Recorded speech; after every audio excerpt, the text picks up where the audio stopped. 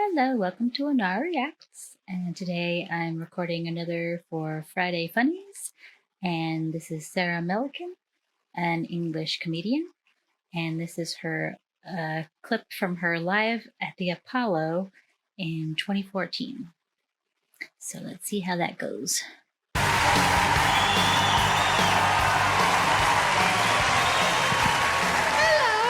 good evening and welcome to Live at the Apollo. Welcome to the show. How are you? Are you well?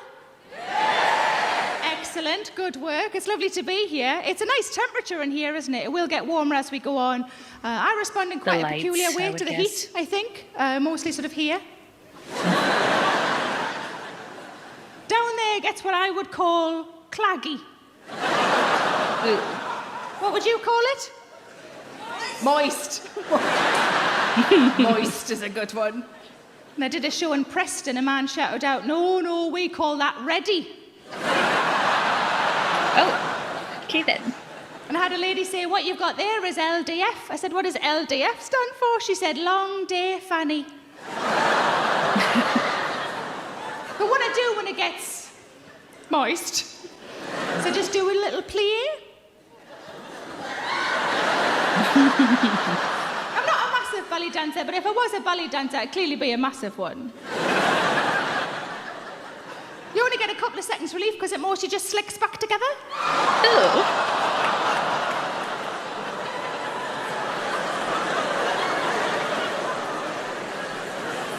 I did a show in Edinburgh and a lady right at the back shouted out, you need to use some talc. But surely that just forms a paste. Yeah, I would think so. Gross.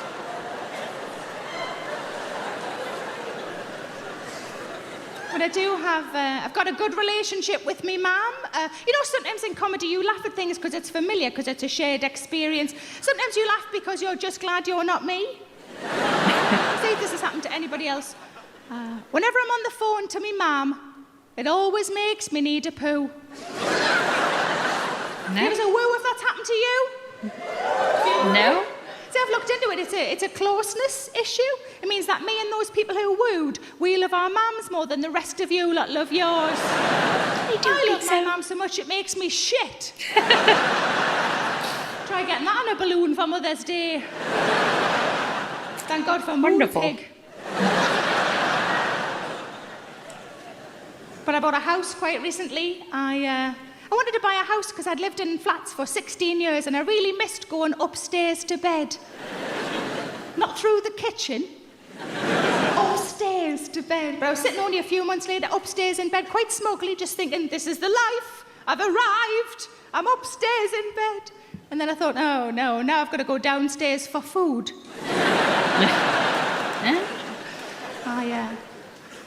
What I really wanted, like my parents have both always lived near a park and I'd always been able to see a tree out of my bedroom window, so that became a priority. When I was house hunting, I wanted to be able to see a tree out of my bedroom window. But it became very clear that I'm not massively suited to country living, having lived in the city centre for so long. I drove along a lovely country lane, and I saw a white marquee tent. And instead of thinking, oh, somebody's having a lovely summer party, I just thought, oh, someone's been murdered. Why? But I found a house that I liked and I got a survey done. The survey came back and it meant nothing to me at all. But luckily I've got a friend who's a builder and he said, let me have a look, and then I put it into layman's terms. I said, smashing. And it gives a cheer if you own your own home. It gives a cheer if you rent. See, up to this point I'd only ever rented, and I think there are phrases that mean nothing to those of us who rent that the rest of you understand, because my friend the builder said, there is one thing you will need. I said, oh yeah, what's that? He said, you'll need a damp-proof course. And I genuinely said, I haven't got time to go to college. But one of the things the house that I bought did have is a log burner. I've never had a log burner before. I got quite excited by the log burner. Not as excited as my fella did. He went, oh my God, we'll be able to get a toasting fork. We'll be able to toast things. And I thought, he does know I've got a toaster, doesn't he? But he went after work, I went straight out and bought a toasting fork. I was too excited. I came back in with it. I grabbed a loaf of bread and I thought, I'm just going to sit in front and work my way through. Bloody love toast. Couldn't get it to work. I rang him and I said, I can't get it to work. He said, how can it not work? It's fire and bread. How can it not work? So I told him what I'd been doing. Turns out I should have had the little door open. Duh. I've been lying slices of bread on top of my radiator. But when I moved, I had bits and bobs of furniture. Not much, but I had some stuff, and I was trying to work out what would best go where. And I said to me fella, God, I wish I had a tape measure. He said, what do you need a tape measure for? I said, I just want to know if that unit will fit in that alcove. Who doesn't have a tape measure? He said, well, I'll sort that out for you. I said, have you got a tape measure? He said, no, it's just, I'm good at that sort of thing. I said, what do you mean? He says, just an instinct I've got. And first of all, I thought, rubbish. And then I thought, let's have a look. And I thought, this is quite a manly thing to be able to do. If you can do this, maybe we'll see what else slots where. So I said, go on, then do it. And this is what he did. It went exactly like this. With his feet. Or, no? Okay. I said, is that it? You could at least got your cock out and done 6 inches, 6 inches, 6 inches, 6 inches. But you know, when you first move into somewhere that's new to you, you want to make a few changes, don't you? So it feels a bit more like yours. One of the things I really wanted, like my parents are both disabled and both getting on a bit in age, and something that I thought would be really useful for when they stayed would be a grab rail in the shower. So I thought, I won't really notice it when I'm in the shower, but how useful that'll be when they visit. So I got a grab rail fitted in the shower, and like a month later I had a friend round visit, and I was showing her around, and I said, oh look, I've had a grab rail fitted in the shower, and she went like this, ooh, saucy. What? I said, I don't know what you're talking about, but I'm trying to keep pensioners upright. And I told my dad because I thought he'd find it funny, and he went, nah, for that sort of business, you need 2 of them. Oh. All right then. Oh. But I've got 2 cats. Have we got cat owners in? If I died tomorrow, I would want every neuropathy sufferer, including you, to know this. It sounds crazy, but give me 60 seconds to explain. Well, everything you thought you knew about neuropathy is... I've got 2 cats. I don't know if you've ever tried to litter train a cat. It's normally quite straightforward. Whenever they look like they're about to do something, you pick them up, you plonk them in the litter tray, you hope for the best. But our first cat, Chief Brody, named after the police chief in the film Jaws, he didn't cotton on for a while, kept having little accidents, poor bugger. And at one point, my fella and I were standing over the litter tray, just looking at it and looking at each other, going, is there anything we can be doing to help him that we're not already doing? And my fella, because he's so lovely, he looked down at the litter tray and he went, do you want me to do a shit in it to start him off? Sure, that's how it works. No, I really don't. It would be end to end. Oh. And the cat would be like, who the hell lives here? Aslan? But I was in a cafe a few months ago with a friend of mine. She's the sort of person who prefers savoury over sweet. I don't really know why we're still friends, but she's nice enough. She ordered a carrot cake, and I always think carrot cake is such an abomination of a cake. It's got veg in it. Shut up. What you've got there is a rubbish pasty.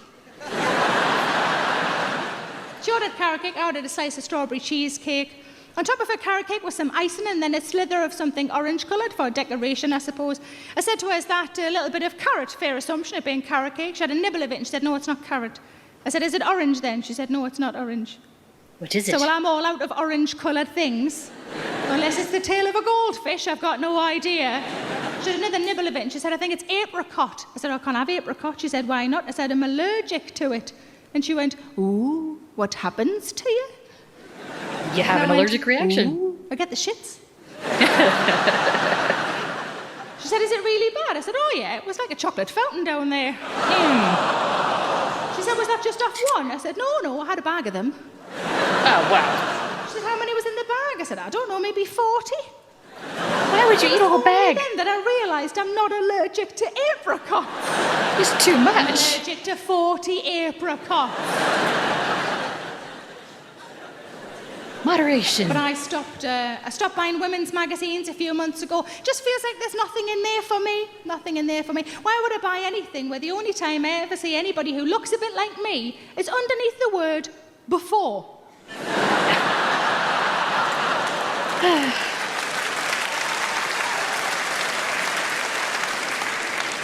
But you know, there's a huge list of all the things that we as women are supposed to do to ourselves. Cleanse, tone and moisturise. I've never toned. I'm nearly 40. I've never toned and my skin is still on my face, so it's obviously rubbish. But hair removal is is a whole subject all on its own, isn't it? There's so many different ways, especially as women, that we can remove our hair. You can wax, you can shave, you can pluck, you can epilate.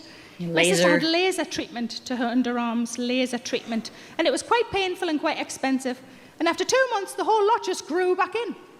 Which is terrible, but does go some way to explaining why James Bond was always so nonchalant when a laser was aimed at his cock and balls. Be champion man will grow back in a couple of months. James Bond to Geordie. I can only apologise for that. His son would never be a Geordie, would he? Shaken, not stirred. No. My friend said to me, you know why women are supposed to have hair down there, don't you? And I said, is it like your nose, so you don't get muck up it? She said, no. She said, women are supposed to have hair down there so that nature knows where your reproductive bits are. I said, why does nature need to know? Surely as long as me fella's got a rough idea. Why do all the deers and the rabbits need to know? Well, maybe the rabbits. But according to women's magazines, there are only 2 options for hair down there for women. The options are all off or most off. Gives a cheer if you think all off is the way to go. Gives a cheer if you think most off is the way to go. Still quite a lot of you left, isn't there? I can only assume that the rest of you are like me. I just try to keep it in me pants. Just trim the hedges. Even if sometimes that involves tucking it in. In the legs, not in the top. My fella and I were both going out to work a few weeks ago at the same time, both fully dressed, just getting last-minute bits and bobs together. And he was sitting at the kitchen table putting his shoes on. And I don't know why, but as I walked past him, I did a boob jiggle in his face. I don't know. I just one of those like that. I don't know why. He was at the right height. It felt like a wasted opportunity if I didn't do it. And I thought he'd do that thing, you know, when they go like that, in between. It's got a special name. Does anybody know the name? Motorboat. Motorboating. Thank you, because I always accidentally call it waterboarding. 2 very different things. It's only waterboarding if they're really sweaty. Oh, gosh. That's what I thought he'd do. I thought he'd do that like that. He didn't. You know what he did? He just stood up and did a boob jiggle back. Now, it's a thing that we do, and I don't know how to stop it.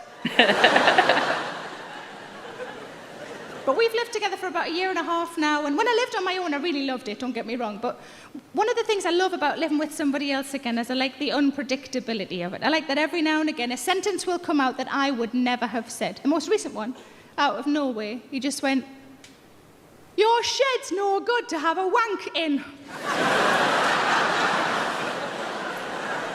All right. And I said, "That's because it's a greenhouse, love."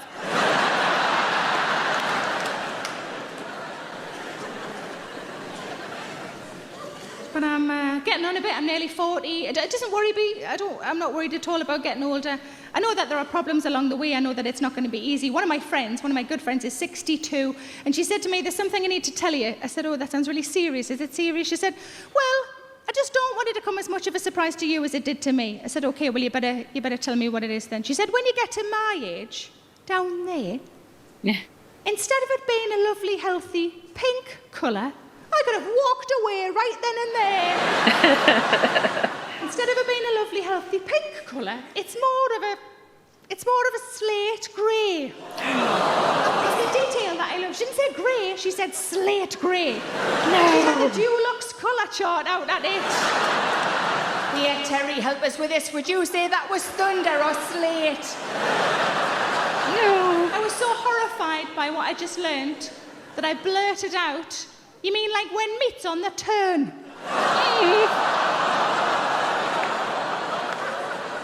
Does that smell all right to you? Be a few handbag mirrors coming out tonight on the way home, I reckon.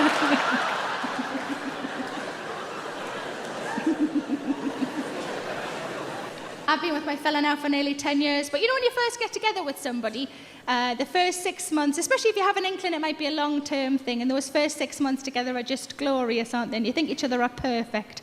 And then after 6 months you think, well, perfect's pushing it a bit. Come couple of things I could do with changing.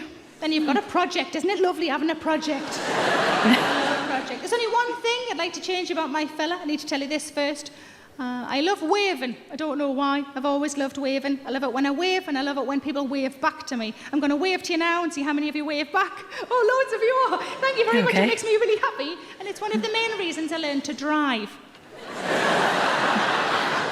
All right. My fella doesn't wave. Doesn't occur to him in the slightest. Now, when we first got together, he dropped me off at the train station one day, and I got out the car, and I said, I'll see you on Monday. He said, yeah, but I'll give you a ring when I get in tonight. I said, smashing. And then I just checked that I was at the right entrance for the train station for my particular platform, and I turned to give him a little wave goodbye, and the car was already in the distance. A few years later, I was going to Australia for the first time. I was travelling alone. I was going to be away for 6 weeks. I was very nervous, understandably. He dropped me off at the airport. He helped me out of the boot.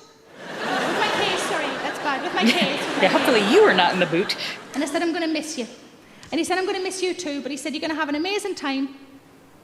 We can Skype whenever you like. And I'll come and get you in 6 weeks on this very spot. Melt. And I checked my handbag to make sure I had my passport and my ticket. And then I turned to give him a little wave goodbye. He's already gone. I could not see the car. He was already on the motorway. So I said to him only a few weeks ago, you know the waving thing? He said, oh, did I forget to do it again? I'm sorry. I said, don't worry about it. But I said, you know how much I love it? He said, yes, I know how much you love to wave. I said, I was just wondering if there was like a bargaining thing we could do. He said, I don't know what you mean. I said, well, for example, is there anything I don't do that you'd like me to start doing? Open up a whole can of worms there. Turns out I'm not as bothered about waving as I thought.